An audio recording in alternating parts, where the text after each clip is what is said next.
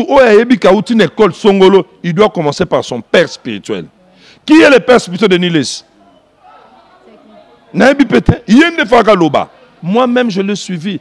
Yemo Kazosa l'émission de Niles, c'est l'émission. Ah mais ça les Nzambe Mususu, bazo créer un problème. Non. Ba créer un problème té. Tu as tenu des propos qui ne sont pas fondés à la Bible. Oui, encore une fois, très chers internautes, bienvenue à Vision Plus Télévision. On a dit que vous avez une émission de Lobo Hollanda pour comprendre la place pour discuter Makambo Italie, Bongo, la République démocratique du Congo, na Moussa Lianzambe, na Makambo P, Italie Molimoupo. Lorsque nous parlons de la vie, nous voyons aussi la vie spirituelle. Toyambi Oyabiso Tuzaranaye apôtre Chibango Azabongo Moussa Lianzambe P Ye alobaka makambo oyo mutu nyonso azalaka très attentif pour alanda mbote mwana mboka. Bonjour Louis. Boni sango. Ça va très bien. Mais nazomona lokola malili onini. Non, confinement. Confinement c'est ngabo. Tout ce médecin c'est na confinement na elanga. Na mboka ndizutambola. Il faut qu'on batte la rente pour la Lille. Mais l'église jusqu'à là, ils font quand même. C'est ça le problème. C'est notre souhait. Côté Libino. Température. Tout ce message dans le confinement. Tout message dans le confinement. Bon, mais notre grand souhait, ceux qui couronnent dans la zone douté, dans la gambelate, dans la wenzete. Alors pourquoi il faut couronner dans l'église? C'est là où moi personnellement, dans la qualité d'Angaï, il y a Moussa Lianzambe, puis président, il y a pasteur, il y a bloc de passion au niveau à Funa. Je déplore, na Bakonzamboka, na Bakonzinabiso, l'église de réveil. Si réellement Baza Bakonzinabiso, ils doivent aussi penser à ça, parce que c'est notre métier, alors, et aussi Mbarate. Le lobby miloko la Chibé. Non, moi c'est les pasteurs tibets. JB, c'est JB Mpiana, bien qu'il est mon ami, il a sa façon, moi aussi j'ai ma façon. C'est ça. Pasteur Chibé, pour Tokota na Mozindo ya lisolo na biso lelo, oza na Kishasa, oza Moussa Lianzambe, omonaki makambo yutuko leka ya marche, ezalaki jeudi, omonaki ndenge bato batambolaki pona koboya candidature ya mwana mboka Malonda ou akozala bongo remplacer andeko nanga na kati ya institution o ebongami bien seni faute ezozonga makasi pa na bino basala nzambe o pour population sikoyo a comprendre que ba pasteur bazo même biso na libulu pour batindaki bino bopona na ba représentant na bino bakeko pona moto oyo asepelisi population te yoza homme de Dieu na ebi réaction na yo kozala ni na première entrée du jeune na biso. OK. On dit couramment, la voix du peuple, c'est la voix de Dieu. Au moment le vrai problème, mes amis, Nambo Kanabiso, nous avons au moins 7 à 8 confessions religieuses. Mais on a remarqué, qui terme bien utiliser ça injustice. Si pas injustice, et ça non-respect na Mobeko, il y a l'État. Parce que nous, les églises de réveil, beaucoup des années passées, le respect et beaucoup de salutations à mon évêque général, Albert Kankenza Mwanambo, parce que il a lutté ensemble, en unité avec beaucoup de pasteurs, pour Bakonzamboka depuis le temps de Mobutu, parce qu'à cette époque c'était les Mirk, pour que reconnaître Bisso l'église de réveil qu'on appelait autrement Binzambi, n'a même rang et même titre n'a ba confession religieuse union so, la catholique, musulman, etc. Et puis le temps de Mobutu ça n'a pas été fait, le temps de Mosée Laurent Désiré ça n'a pas été fait, sauf au temps du président Kabila, Kabange, que je salue en passant, c'est lui qui avait donné cette autorisation à signer en haut pour couper sa valeur dans l'église de réveil. Ça, c'est une histoire, comme la Bible dit. N'oublions jamais les événements passés. David Azolo Barobi, mon âme bénit l'Éternel et n'oublie aucun de ses bienfaits. Ça dit, ce qui moutou a sali bolamu. Oyo lelo biso d'église au réveil. Lewis, Nathan Wakala solo boza pasteur au bala moisi, tout moi na moutou, baoboya. Mais lelo, ils ont compris que le travail que nous sommes en train de faire, c'est un travail très noble. À telle enseigne qu'il y a même beaucoup de dérapages dans le cannabiso. Non, bon, ça passe à ça pour passer. Non, l'élo est commis et ça dérapage dans le sens que Batumoussou sous Bakumi Koué la Koukou Ambassade en Zambé pendant que dès le départ, on appelle T, on a vocation T. Quand on a souci que moi, noblesse wana, honneur wana, olo basali ya nzambe bakoma nango ye pasa nini na mbongo à chaque jour mbongo est église na mbongo na la pasta elote mbongo mabonza donc mbongo ane bato ko profiter bo bako tsaka soki ba déconfiné na osala tuyo le soko madiak awa omuna ndenge nini mbongo ngo ba bakanisaka. La personne qui nous a appelé au ministère, c'est Jésus-Christ, c'est Dieu, et lui-même il a sa façon de nous bénir. Ce n'est pas les mabonzala qui nous bénissent, ni les dîmes, non. Nzamba bénissara biso d'une manière ou d'une autre. Parce qu'à Tinde la biso, nous tous on appelle que nous une mission bouée. À l'année, ah, voilà ça pasteur, ah, le bien, ah, na la type bien. Ah donc, oh bah pasteur ya kala. Bazana mo ba style moko a pepre na basango. Oh basango o monaye pantalon moko blé. Sandal moka chocolat, chemise moi pembo quand je suis dans moko. Nous avons pas même ba douzaine, mais ba 24e, ba 34e. Ça dit azanango et belé mais a pembe kaka. Ba pantalon bleu et belé. Soyo eza image moko ba pesa pour tout le monde dirait ba toi passi, ba toi simplicité, ba toi humilité. En réalité c'est pas ça.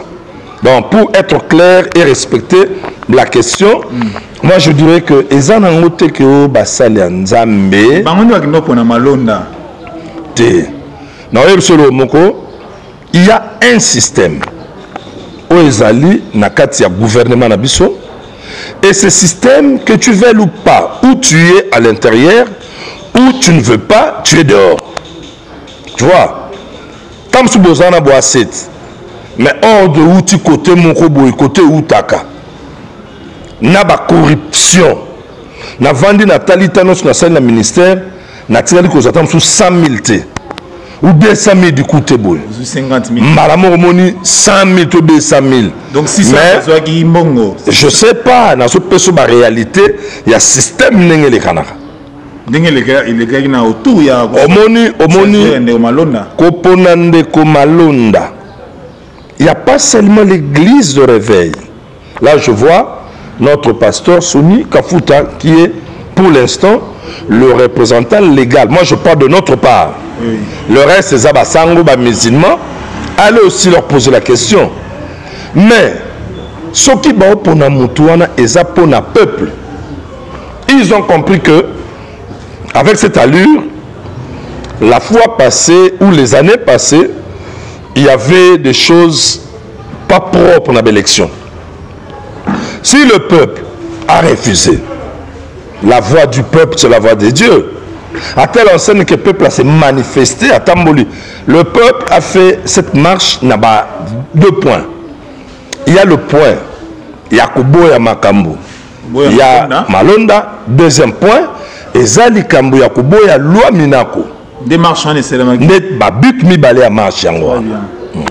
Si koyo ndenge bazalaki oui confession religieuse, église catholique na église protestante bango baboyaki ko pona ndeko malonda po et le bami bien que mutu oyo azalaki na kati ya ba institution na seni akozonga lisusu na kati ya senité mais bandeko wana oyo déjà na ba réseaux sociaux qui bazwaki 50 000 600 bazwaki 50 000 na ba mituka moni bino ba pasteur na pasteur pe Soni pe azana kati ya 600 na avotaki ndeko malonda moni ke yango tola kisake ba pasteur bo ba ndeko lukala bo bolobaka vraiment loba nzambe te yango ezo crédibilité mimi ba confession. Évangéliste Sonika Futa n'est pas pasteur Chibin.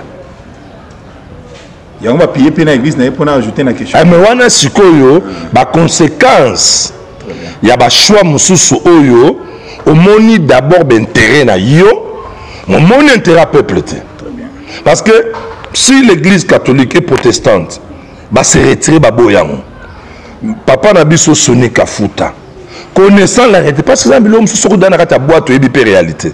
Connaissant cette réalité, tu dois catégoriquement aussi abandonner. Parce que comme on a passion Sonika Futa, 50 000 $ école langue, c'était. Moutou école langue, c'était. Vous voyez? Donc, les gens babilo comme sous on a bien que ça envoûtement. On se laisser dans envoûtement moko et voilà la conséquence. Première fois, na makambo ele ki to liboso ba piyaki. Na 2006 ba piyaka. Ba piyaka e. Mutakabila. Mutakabila. Del fois ba piye les sous. Alors, soki penza azana souci na longoli mboka. Na teka souci ya église na ye. Ya bateau ya kambaka. Parce que dans son église, tout le monde ne sont pas des riches. Il y a aussi des peuples qui vont souffrir. Ndenge moko na peuple nyonso kwa biso pe l'église na biso. Donc, si l'église catholique, l'église protestante s'est retirée, lui aussi devait faire le même. Parce que, na confession religieuse, confession religieuse, il y a makasi, na mboka na biso Congo, et ça église de réveil. Nous avons bâti un travail très efficace et un travail fort, pur, sur le plan spirituel. Mais on a besoin de maman église catholique. Non.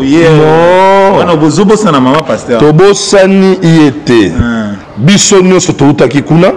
On a compris que tant que tu zui molimo mo centre, tu yambi yesu mwana te, mais tu yambi yesu o akufa c'est quoi? Et yesu biso to yamba, il n'est plus dans la croix. Jésus est mort et ressuscité. Mais là-bas, leur Jésus, s'il n'est pas enfant, leur Jésus à la croix encore. La preuve, dans les églises de réveil, ce bâtiment croit que ça va pamba. Mais dans l'église na bango, ils croient na ekeko ya mutu moko soi-disant Jésus. Il y a un moment où pasteur Sonia qui est côté à 6 à l'habité fa ben likonda pour bango bazali ya makambo na bango makambo na iza makambo akala yefa ben likonda pour na intérêt na. Mais est-ce que 50 000 $ na mutuka ndenge na yebeli Rockman est-ce que lengi ça est nous sommes dans un cabereur et sur le plan spirituel je dirais que c'est un envoûtement parce que oui le problème de l'envoûtement aux à la pasteur aux à la sango aux à la mondimi aux à la païen et qu'aux joyaux. Ah bon? Il suffit que au quotidien moi faiblesse mon communiqué en matière d'argent na ebi type mon na braza lobaka liboso mbongo mo Christ azaraté. Très bien. Liboso ya mbongo mo Christ azaraté. Mais n'oublie jamais la Bible dit de ne pas avoir l'amour de l'argent car c'est les racines de tout le mot. Omoni tout ça na période mo keza très critique. Période mboke lekisa. Il faut talent. Nenge to zaboy. Faire la lecture et l'idéologie à notre nouveau chef de l'État, M. Félix Antoine Tshisekedi. Il y a d'abord notre slogan, le peuple d'abord, et de deux, État de droit. Il faut talent. Et le Kwana Soko, lobby ce qui fuit et bimi, qu'il y a eu corruption, il y a 50 000 na Mutuka. Magamanda Routebissima. Mais il n'y a pas que procès ko banda. Ah bon? Eh, peut-être de droit, et que nous sommes en procès 100 jours, mais Bagamati Kombo, Baché. Donc c'est un peu ça. Pasteur, yo za musala nzambe aux apôtres, le quoi la conseil, na ban nzambe, na basala nzambe pour le lot. Se méfier ma casse na basala nzambe par rapport ya makambo malonda oso na zuka migo balade na mimi libanda ba passer bolunga kuna ba passer bino bolekisi ba passer lokola conseil na micro na biso ekozala nini. Je commence d'abord par rectifier votre question. Ce n'est pas que batu ba komi na méfiance ba pasteur. Pourquoi je dis ça? Sonny Kafuta, évangéliste, président, évêque, il y a RC, l'église de réveil. Réalité, c'est pas tous les pasteurs. Vous comprenez? C'est pas tout le pasteur. Là déjà, introduction ils ont déjà un grand conseil. Là-bas, dans Zambénion, souvent on a de partout. Les musulmans bazali, na 5 ans batikali. Les kimbangis c'est bazali. Pourquoi il n'y a que nous qu'on doit taxer? On devait aussi taxer les kimbangis et les musulmans. Ah, maintenant tu reconnais. Maintenant tu reconnais le travail que nous avons fait. Parce que ceux qui ont athées, moi je ne pense pas que il faut taxer Kabiso. Tout ça, derrière ça, il y a le diable qui veut aligner à discréditer le pasteur pour ne pas perdre de foi, pas lemba. Mais or, ce n'est pas les pas. Chaque chrétien, ou dans une église Songolo, il sait que ce n'est pas mon pasteur. Et Nakaoyo, Bissono Soskoto, côté Nakatia peuple, pour na tout téléméla, Chouawan. Vous voyez? Donc là, je dis aux chrétiens, pour comprendre que Moka, et sur le Satan, il y a turbulence et belé. To continuer ka kosa la pression ndenge nyoso bande kwa politique o ba yebi koleka biso baza ko kebisa biso mais to perdre foi te to za toujours na confiance ya Nzambe et to za toujours na confiance ke mboka na biso e ko bonga poza na kata bilaka Nzambe pe to za na confiance mo konzamboka actuel parce que signature ya suka ça revient en lui. Signature Yasuka et Zonga et pas il y a notre chef de l'État, M. Félix Antoine Tshisekedi. Pasteur Subin Nazungi non moi c'est Mamouké et pas Pasteur Rockman que je salue en passant.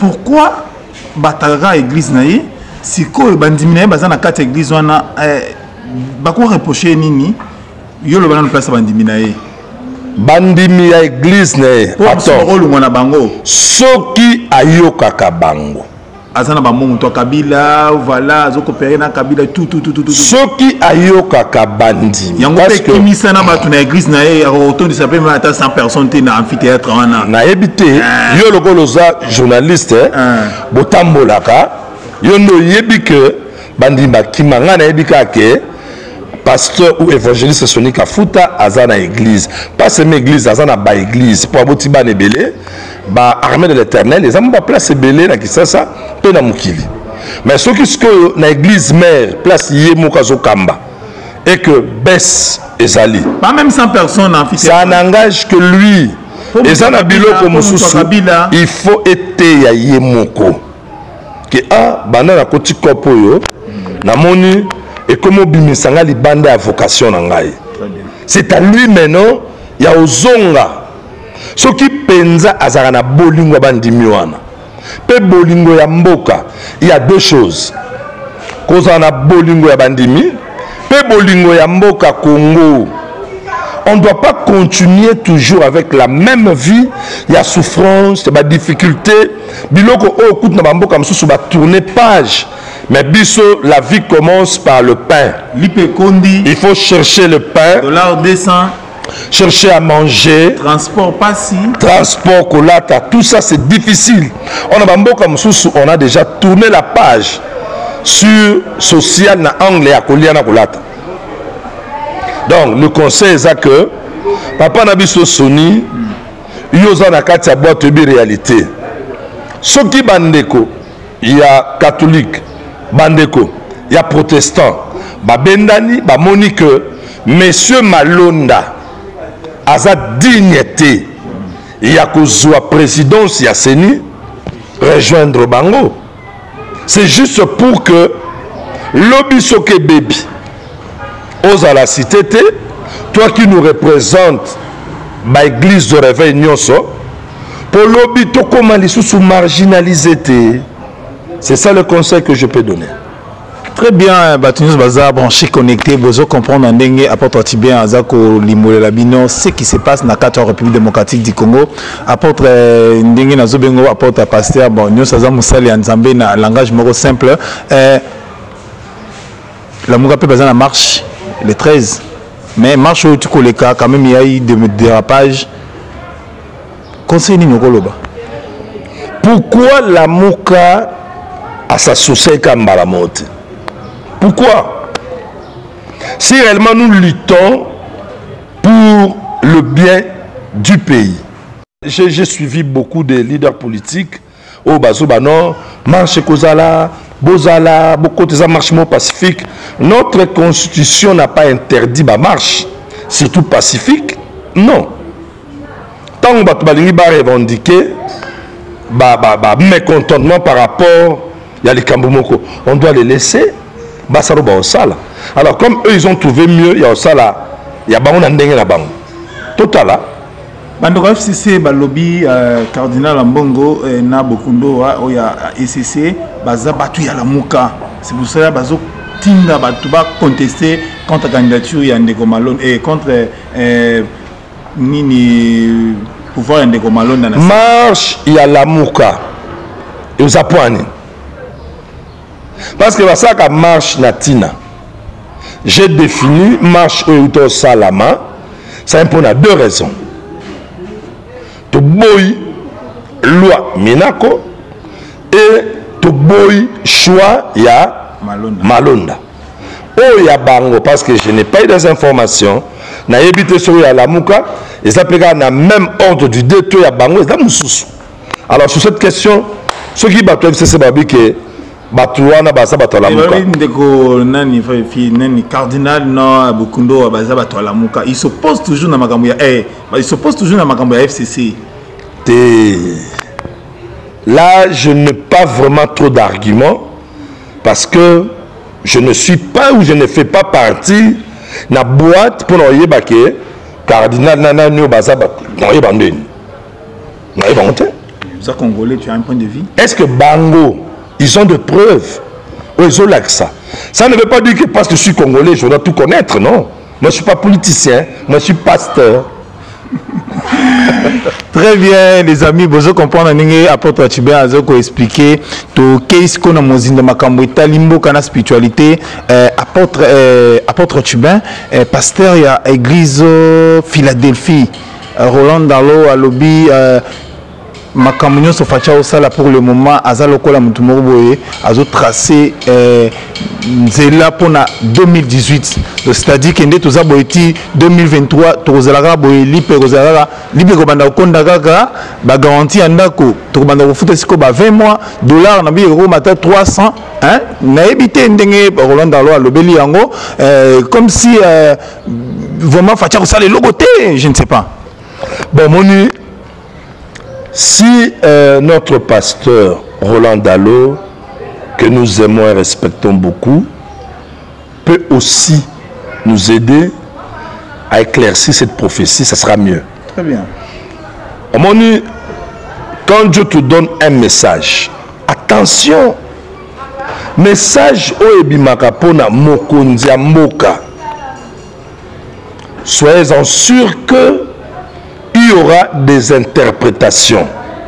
Maintenant, par rapport à la parole de Dieu, à ce qui concerne la prophétie, la Bible dit ceci. Dans 1 Thessaloniciens chapitre 5, au bana 18 au Kititinase. Bible lobi boye. 1. Ne méprisez pas le prophétie. Ça c'est 1. Tout ce qui est venu au nom d'une prophétie ou de la prophétie, la personne ou les personnes qui l'écoutent, ou bien les personnes ou la personne que Dieu a parlé par la prophétie, premièrement, il ne doit pas négliger la prophétie. Ça c'est 1. D'une manière biblique claire et nette.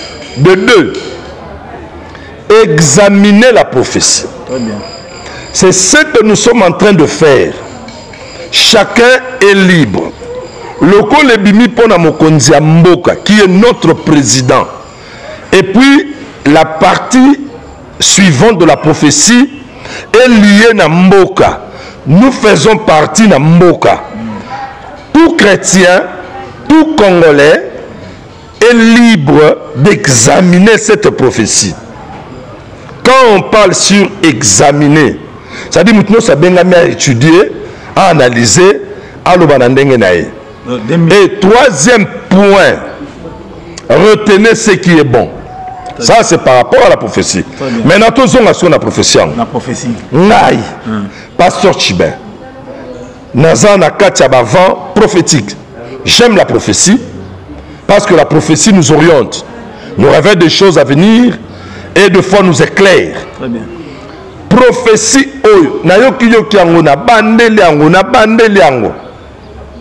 Avec son langage, on comprend que notre président actuel, d'ailleurs, pasteur Roland Dalo, il est le père spirituel de notre actuel président, M. Félix. Mais ça tombe bien derrière le prophétie. Mais prophétie, vraiment, ça tombe bien. Pour clôturer, pour ne pas aller trop loin, s'il n'y a pas de sous-question, on reconnaît un bon prophète, ce qui a Sakoli. Ce n'est pas on reconnaît un prophète sur Sakoli. T.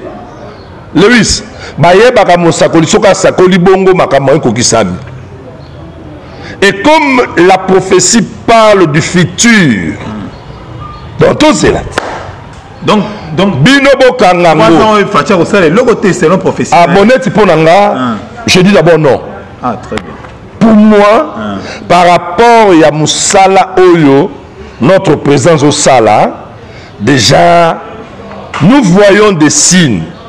Moi, j'ai toujours dit dans beaucoup des émissions que Kassavou Boutina Fachi, non, tu as M. Kabila, on a la même constitution, mais on a gratuité enseignement. Facha Monyang. On a passé dans l'homme, peut-être qu'il y a des fondements posés pour chaque année, nous continuer.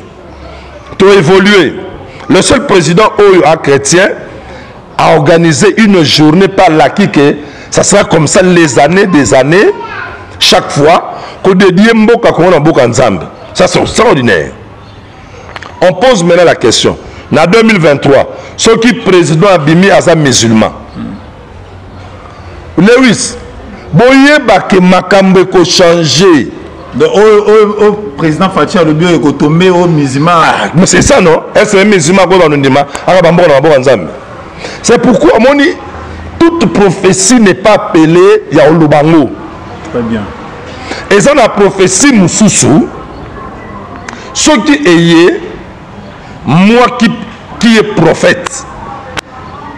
Je dois savoir est-ce que professionnel lubango tona lubango te. Il y a aussi les sentiments humains.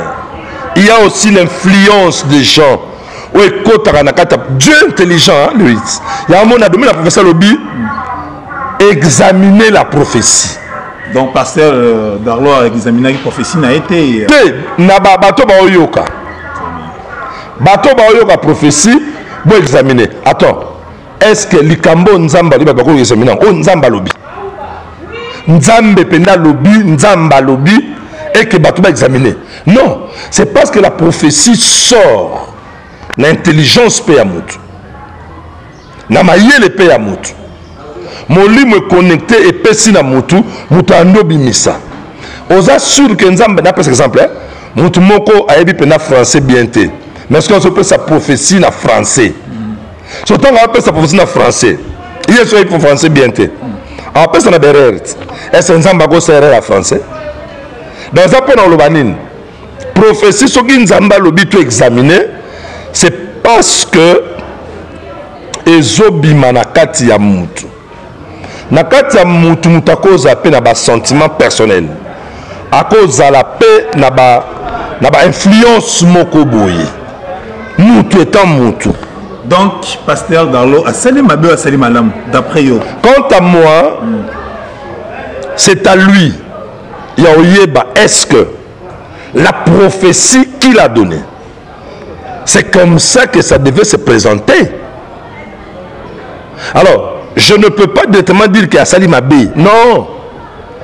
parce que nga na kati na nga na yebi que tant lisakole yaka tout na ba prophète nyonso ba yebisa yo ke ezana esakoli mususu ate yenenge nini nzamba pesaka biso mayele ya oyeba nini oloba na nini oloba te okimisa fati kuna na Philadelphia te wana makamu sosoma molimo atata na molimo est-ce que na molimo est-ce que na prophétie ba fingi te ba bine pe mabete prophétie bimika ke ti makambo malamu ya mboka et au salama na 2028 ko ba effort nyonso fati au sala donc dans le peuple d'abord nyonso ti na 2023 kakaboy et puis 2023 ti 2028 donc Nzambe a tchebiso susu na 8 ans de souffrance. Oui. Ah là je pense pas.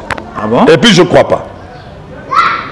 Mais si cela est vrai, attends, si la prophétie est vraie, venons voir.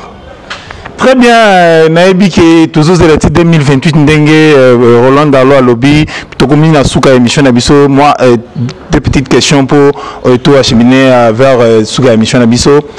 Nazana question moko uti musika toujours concerné makambo mboka na basali ya Nzambe. Parce que moi sala kombo pour ne pas que tchaba tu na difficulté toi aussi t'es kombo na directement. Je ne sais pas si je vais faire de mauvais non, il y a Roland de l'autre kombo Denis Lessé abongwami. Denis Lessé abongwami na lobaki ke na ko tuno pa mo na déranger semaine no mobimba. Na bi Denis Lessé abongwami a lunge côté à mabe aye côté à malamu. Denis Lessé abongwani. Moi-même je l'ai suivi dans une émission avec Franck Stemay, lui c'est mon petit que j'aime beaucoup. Que Dieu te bénisse, mon petit frère Franck Stemay. Yoka, tangu yo mosala ya Nzambe lobi, obongwani. Déjà, ce n'est pas que tu as dit ça dans ton église. Tu as dit ça dans le monde. Parce que YouTube c'est dans le monde. Obongwani. Otiki mabe, otiki ba pratique à mabe. Ba pasteur o ba sar ba pratique à mabe tel que phénomène mankiona batika bano sala ngokala ça dit le fait ya koloba bongo et la kisike yemoko azaki na ba prophète Denis Lessé abandai ko sala yango dire encore sur le faux miracle ça dit yemoko pe abandai pe ko sala yango dire que ba pasteur mon a juicer o ba ke retraite nzoka ba kemi kuno ba musa makam na bango ba sa masum c'est-à-dire lui aussi le faisait pour dire que na bongwani attends Lewis na bala nyonso bana biso de partout surtout basali ya Nzambe ezana biloko mususu yokanisi oloba bien nzoka oloba mabe. Maintenant ce que tu as dit es-tu sûr que ba paye o ba oyoka biloko ndenge wana ba pia biso confiance ba ondima na ba miracle to sala? Pourquoi ne pas aussi parler de vrais miracles? Pourquoi aussi ne pas parler des serviteurs de Dieu oyo ba osala musala nzai malamu ozwi lo ya basali moko oyo yebani bien na bango nde bone ko fonctionner neti ndeko na eleki na ye ndeko na ye Charlie Lessé na bayana ye Ose Lessé c'est ça que moi j'ai suivi dit que bwana ne basala Nzambe ya malamu mais non na papa na biso moko ya kala j'oublie même son nom papa Kelane ne yoko zana papa non yewana aza mukuse boy alobi ki ba vrai ye moko d'abord azaka évêque ya plateforme na ye moko Denis Lessé bon na sana siko ba passer no so bazana ba ba faux avant mais c'est par rapport à se dire au moni na yebaka chaque fois selon cette émission YouTube je rectifie bien mes tirs na linga tena lobaka parce que za YouTube fona lobate. Si je suis dispo, je veux parler. Si je ne suis pas dispo, je ne parle pas. Alors, tant que vous avez koloba, oyeba que et ça na mutu muso azo sala ne bino molobaka, alinga créer ni base. Ba bachaika, ba monaye, batala ye, ba meteli solo na ye. Or, nous ne sommes pas dans ça. Quand Dieu avait dit je rendrai ton nom grand, c'est pas par rapport à des choses aux oloba ezana tinate. Dieu lui-même sait, il t'a appelé, et c'est comment rendre ton nom grand, c'est lié à son œuvre. Et ça, tu as créé comme un camoro pour na batba ndoloba. Mais est-ce que pour na chiter na réponse nanga, l'objectif, le travail que Dieu nous a appelé, et ça, tout ce que nous allons faire, et après benda batba et pas Yesmasia. Maintenant, si nous commençons à faire des choses qui commencent maintenant à empêcher des gens de venir à Christ, tu comme un problème dans Nzambe. Attends, mais quand il dit ça, parce que moi je pose une question. Même si les pasteurs avaient de mauvaises pratiques, nabo bako linganga, nabo bako sepeananga, nabo bako boyanga, ça n'engage que eux. Yesu Masi atembo na mukili oyo, batu nyonso balinga qui était pourtant ça qui m'a bêté. Mais si cela dépendait de moi, je ne peux jamais me permettre, même si cela est vrai, de dire ça au monde. Je dois organiser des assises où il y a des pasteurs, na lobeli ba pasteur, na kata ba pasteur, ce qui mi balé mi sa tumine baza na kata makambuana et que na lobby avec amour, ils vont se convertir.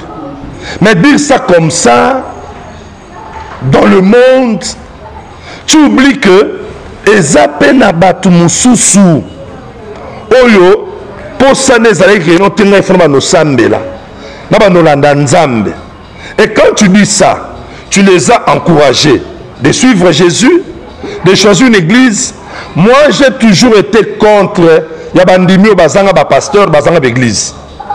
Sokoza mondimi linga makamba nzambe. Obite mona makamno sona yokyo église ezana ngo banda kute église za mutema. Église za mutema na bonovana nga na ndaku na TV.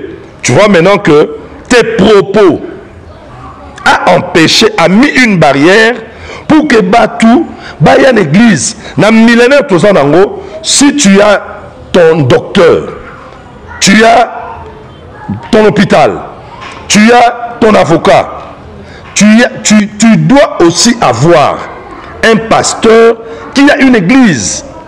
Mais c'est le Denis Sango Azaki, prophète de la nation. Donc, na ba pratique na ya mabewana ndenge bana kumbela mboga na ba prophétie je crois.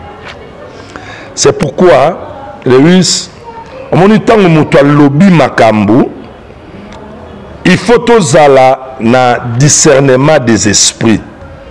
Ya oyeba makambo muto azoloboyo.